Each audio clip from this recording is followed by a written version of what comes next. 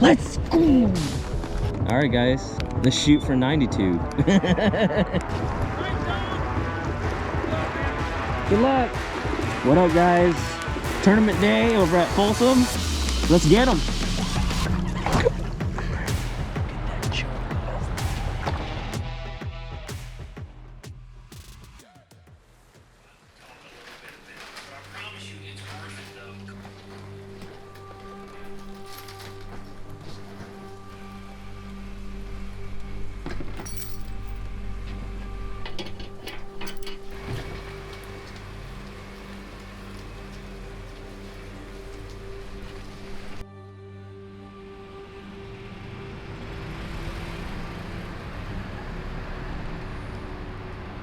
Cold, guys, freaking cold.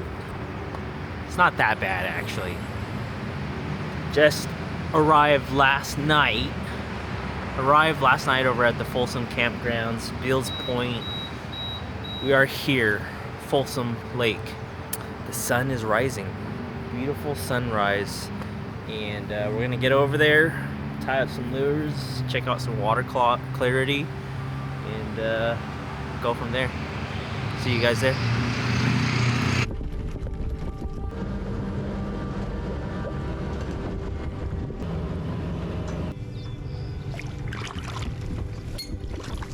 Well, on the water now. It is brown stained water, but it's not too bad. It's not chocolate milk.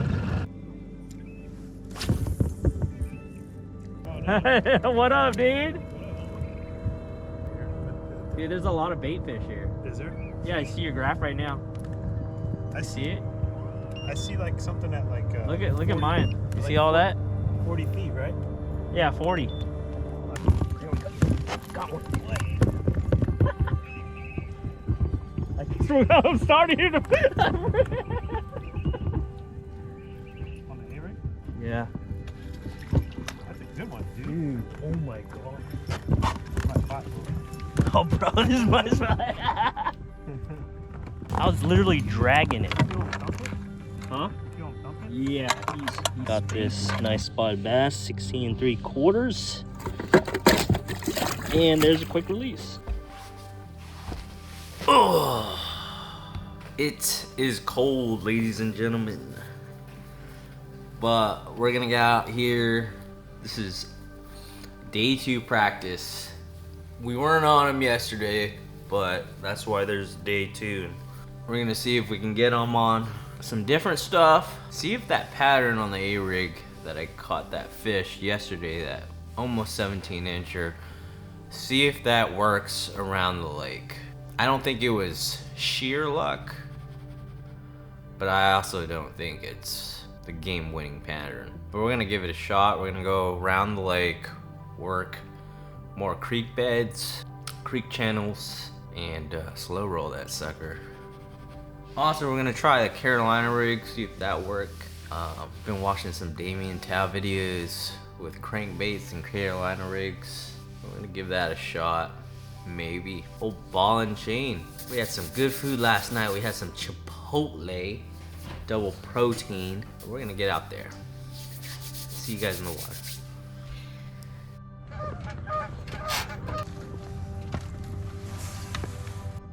What up, guys? Just hooked up. Practice was tough, but finally caught one.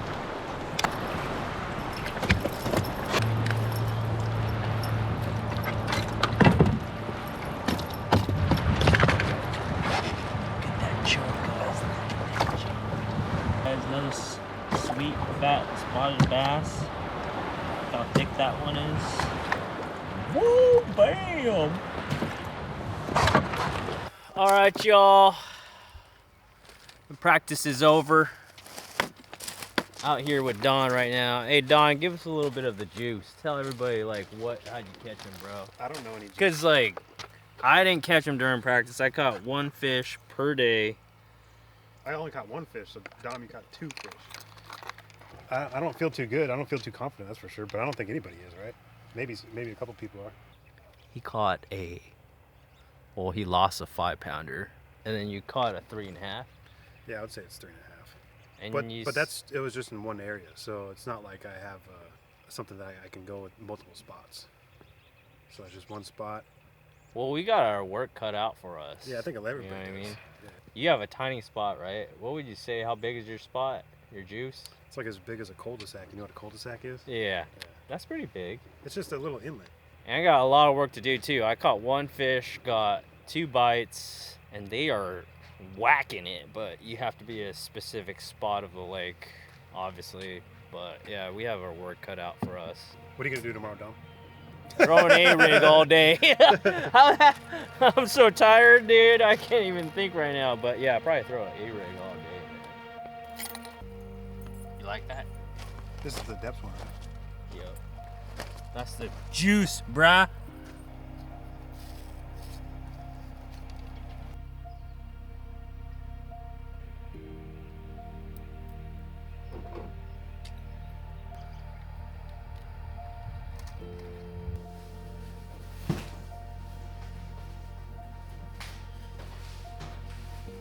You recording? Yeah. That's all you can do. Seriously, man. We're both on the same struggle bus. During practice, we only caught I only have one fish. one fish each. Yeah. You got 2 fish, huh? You got one bite. Well, yeah, I mean, one separate days, but I think that deep fish was sort of a fluke. You know? Fishing day 1, only day of the tournament for the Yakabass Folsom event. See you guys on the water.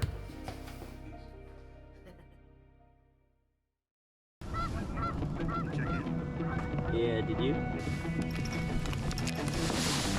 Everything's smooth so far. All right, guys, let's shoot for 92. All right, good luck, guys.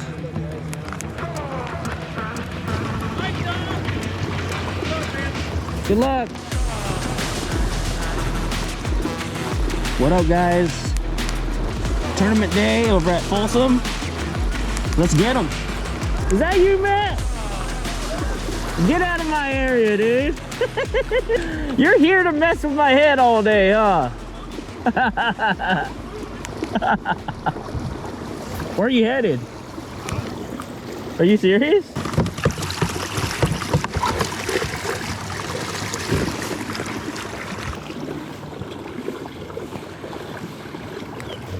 All right, guys, so first spot I found a little corner area, and there was wind that was busting up on the shore, and I got some schools to chase after my A-rig, but now the wind's going the opposite direction, so the wind will switch though, blowing from the west, and I'm hoping that happens soon because that wind really helped the bite for me. So line's in 11 minutes.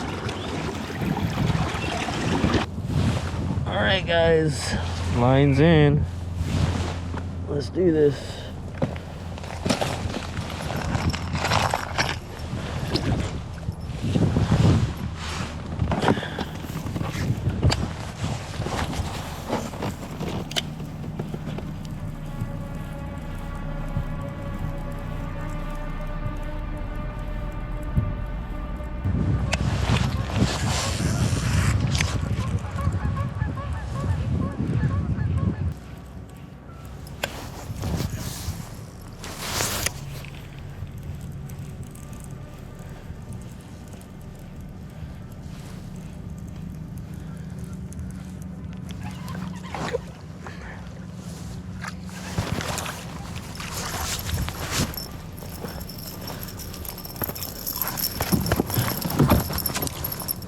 First one, guys. Let's go, baby.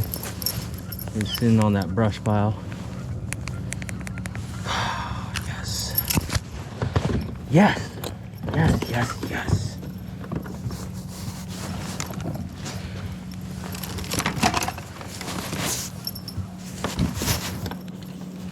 The only thing about these A-rigs is that you get caught up in your net. All right, this time, guys, this time we're gonna use the net to fence this guy off.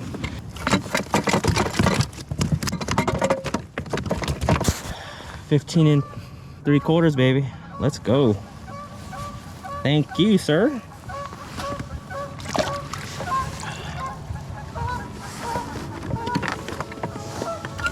That one hit it at the boat. Let's see if we can get another one to go.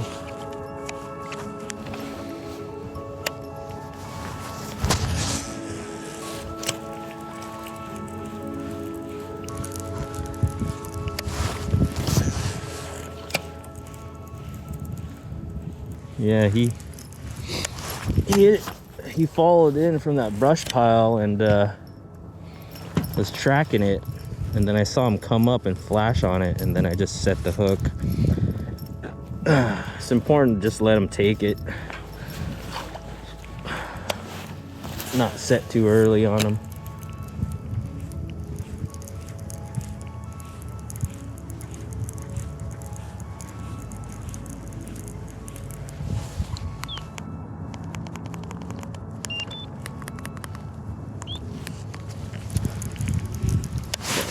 Hopefully they go in and out of this area. Reload so I can just hit it again.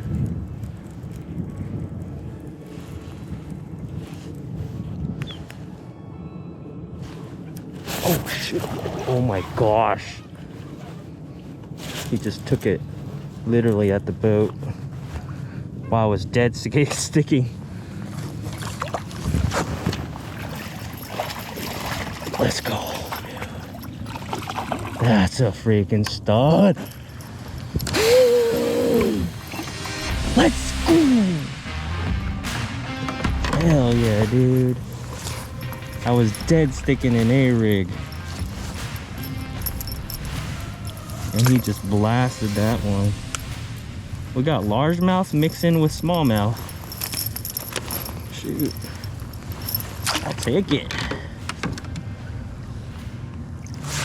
That's a good one, guys. That's a solid. Let's go.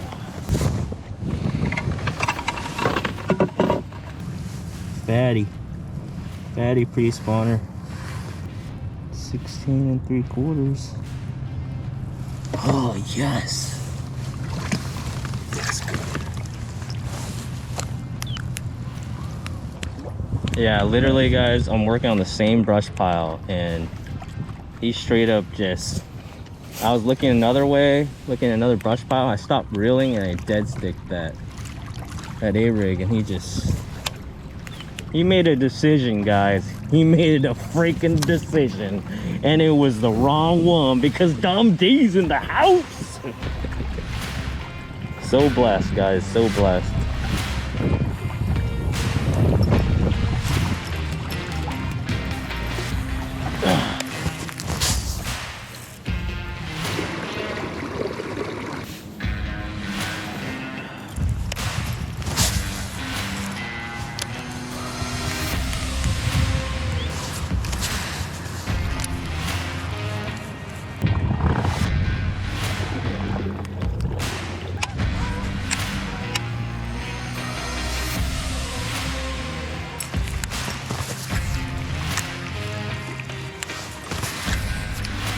Yeah, there's 126 boats or kayaks.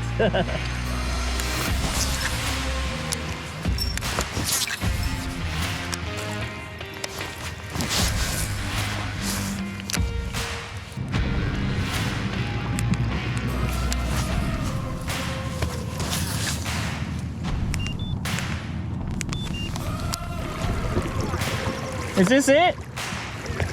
Okay, I'm out. I didn't know it was this. No, I'm out. It's cool, man. This is your spot. I thought it was that one over there. Oh, it's both? Yeah, you have moved by like an inch or two. Yeah, right off the bat, I caught two like right at the boat. I mean, I'm just happy that I caught fish. All right, man, I'll see you later.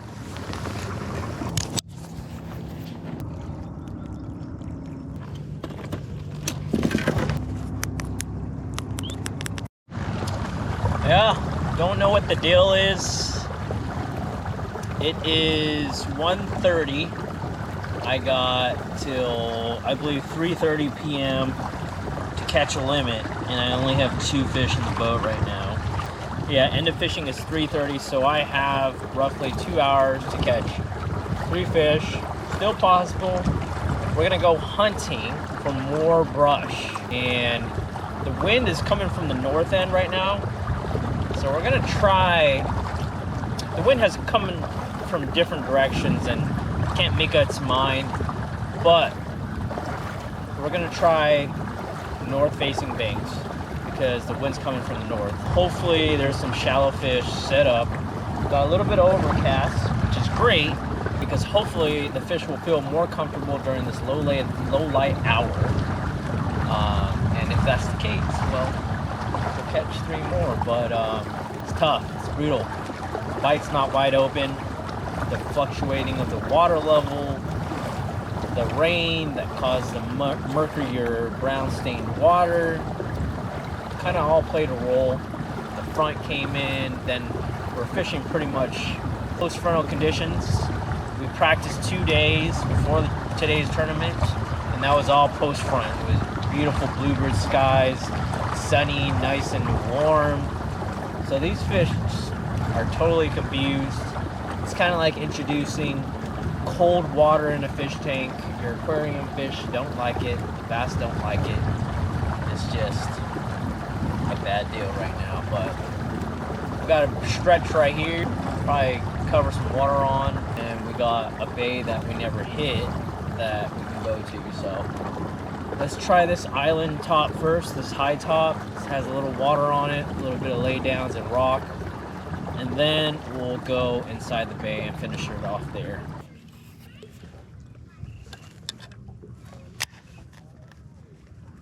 Greg Blanchard won again.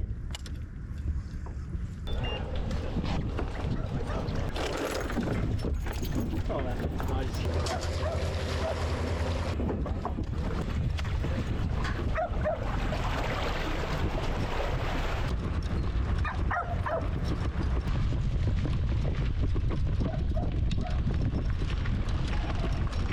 Came in, but You were fishing in the mud?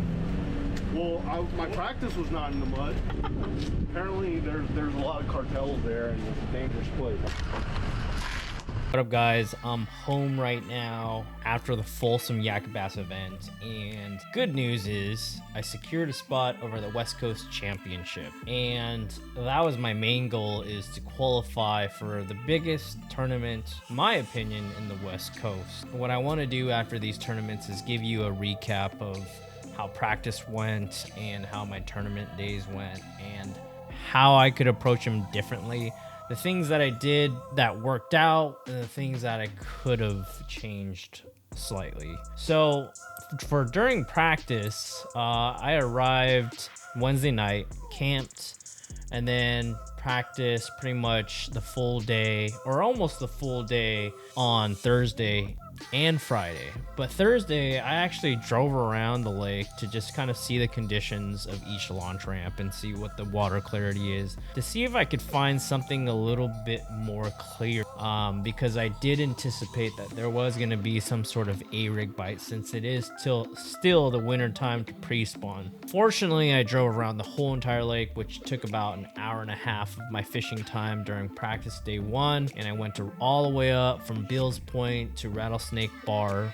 Looked at the water, didn't really look like what I saw, and the ramp was closed due to water level fluctuations. So I went all the way back to Granite Bay, made it across towards the island, and found some delicious rock piles, but the fish were just not on them at that current time. And I think that was due to because of all the muddy water that came in. It really confused the fish of what kind of, structure to hold on to. And I'm a big believer is that either they hurtle down in some mud nearby and just stay warm while that cold water that comes comes in and that murky water comes in, or some of the fish will probably go straight to the shallows areas because they're more comfortable now that there is less visibility in the water. And that was the case during the tournament day. But day one was confusing because I was fishing shallow up with a crankbait. I was fishing the A-rig in 10 feet of water, and then I met up with my buddy Don,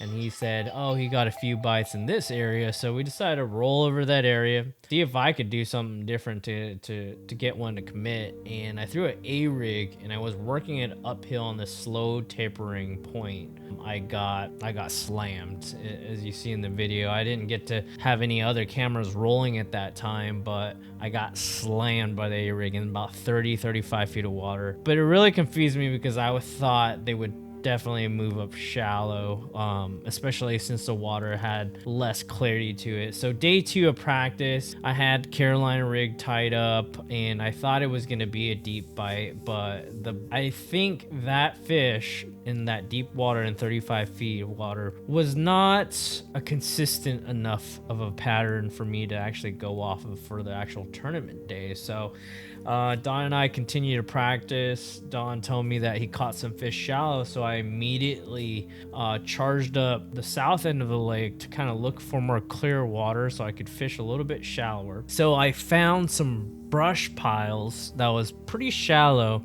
closer to the dam, and fired out my A-rig, and I got nudged on, just slapped at it. There was a group of 2 or 3 fish in a school, and they were just trying to slap at my A-rig.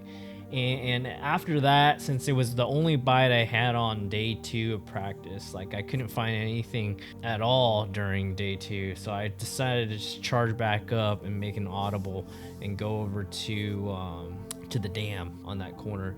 But as soon as I got bit, I just jammed out. I got bit, and then I circled right around just to make sure that it was a sustainable pattern, and I maybe took 5 casts, and then I hooked up onto a huge spotted bass that was probably like 3.5 pounds, 3.25. And so I decided to pack it up. I was like, this is where I'm going to start tomorrow, and then I'll make a decision after that during tournament day. So the things I would have changed during the tournament, I had in my head, I was thinking, okay, what do I do now? I had 3 fish to go to fill out my limit, and I knew that 5 fish would go a long way, right? So I knew that in the center of the lake there was that island, and I was thinking, like, do I leave these fish that I found to go look for new fish, to go look for more bites? And it was tough because it wasn't during practice. I didn't cover that water, so it was about an hour run, and I had to think in my head, do I leave this spot that could potentially load up as I'm going down the bank back and forth that stretch? So I'm thinking it's a very small stretch, so probably like a 50-yard stretch up and down. I would go maybe like a 30-yard stretch, and I would just go up and down, up and down, up and down. But the thing was, there was kids throwing rocks in my area. There was weekend hikers throwing their piece of wood in the water so that their dog could jump inside of the lake. So, it really kind of bite me in the butt not making that gamble to really win it and check to see what was over at that island that I never really covered during practice. And one of the things like I could really learn from this tournament is, if you want to win in a tournament, sometimes you just gotta gamble and make some brave moves, even if it means running upriver an hour or 2 hours and sacrificing that time of fishing. Yeah, like I said, in some cases it's not a good idea to run 1-2 hours because you may think that's kind of like spinning out. But in my honest opinion, when I had 2 fish and I just lost complete confidence in the spot, I should have just taken off and checked out some new waters. But I would like to wrap up this video and show you guys what I caught both of my fish on, is because I like to share brutally honest reviews and recaps of what I catch my fish on after every single tournament. So whoops, don't want to break this rod.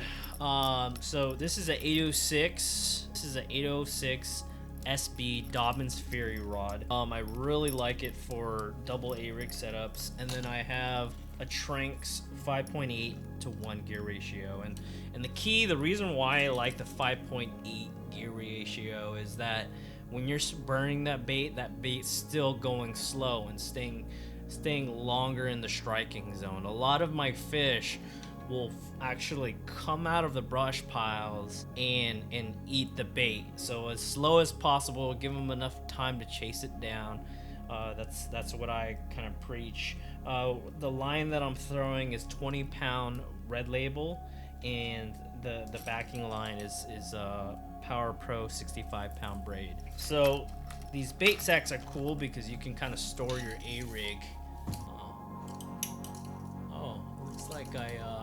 Looks like I busted off a guide. Good thing I have a backup swim bait rod. But anyways, this bait right here was the deal. So what I have here is a Hog Farmer Harvester Flex Rig. So there's the regular Hog Farmer Harvester, which has a little bit more stiffer wires.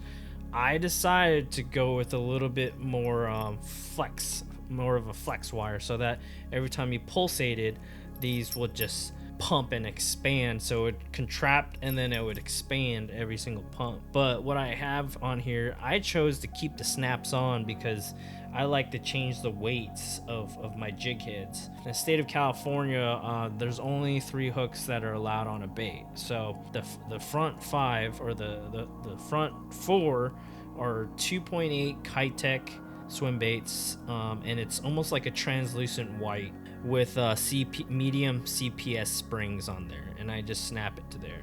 This bait also has 4 blades in the front and 3 blades in the back, which I love because when you look at this bait through the water, it just looks like a decent sized shad ball versus your smaller size shad balls. On the back here, I got the Picasso smallmouth. I believe it's the Picasso Smartmouth Plus jig heads.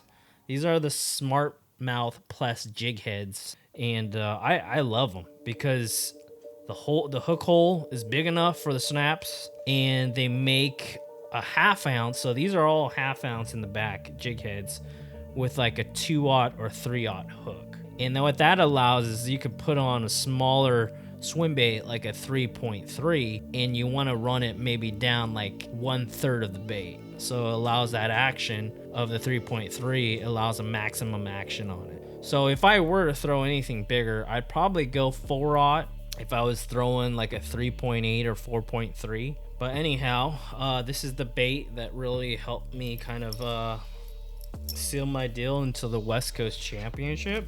Was it the best day of fishing? No. But you know, it was that type of deal. Is like you just gotta find where they're at and keep on covering water. I mean, that's the most important thing. Is built some confidence in some muddy lure that you have, whether if it's a spinnerbait, an A-rig, a chatterbait. Focus on those 3. Filter 2 of them out. Figure out what you're most confident with in muddy water conditions, and know that all those deeper fish will move up a little bit shallower, and all those shallow fish will move up extremely shallow. And you'll find these fish in the winter, dead winter, go up shallow as well. It doesn't mean, you know, in bass fishing in winter, it doesn't mean that all fish will go deep. So be sure to check out shallow waters during this time, especially when the water warmth is going up like to 55, 58, 60 degrees. In some places it's probably 65 degrees already. Just check shallow.